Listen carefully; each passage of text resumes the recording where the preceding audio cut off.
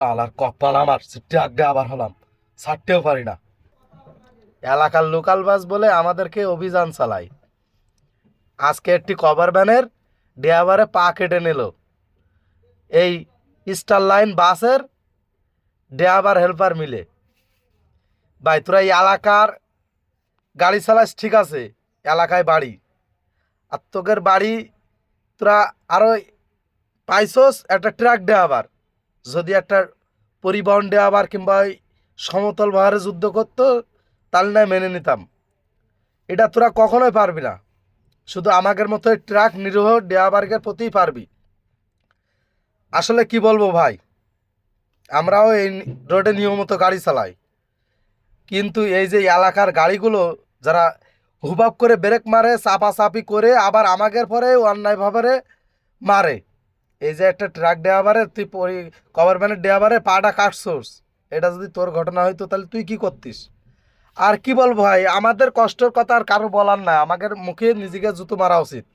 আমাদের শ্রমিকের, আমাদের যে শ্রমিকের নেতাদের, আমাদের যে শ্রমিকের নেতাদের এদেরকে জুতো মারা উচিত। কিছু বলার নাই। কারণ কি জানেন, এরা 2 টাকা পাইলে পারে ওই এলাকার টান টানে। ঠিক আছে, ওই জীবনে একটা ডিস্ট্রিক্ট ড্রাইভার অন্য এলাকার থেকে আইসে, ওর ওর ওর টান টানবে না। এই বিচারটা যদি ওই এলাকায় ইউনিয়নে যদি বিচার হয় তাহলে আমার কথা মিলাই নিয়েন ভাই।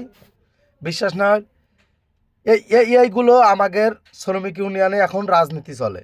যদি এলাকার, কিন্তু সব এলাকায় না রে ভাই।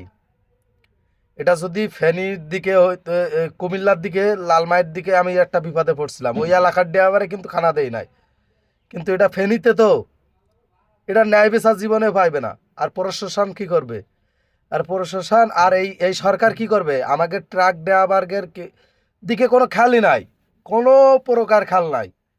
এরা যদি মরেও যায়, আর এরা তো একতাবদ্ধ না ভাই, এই কারণেই বেশি মরবে।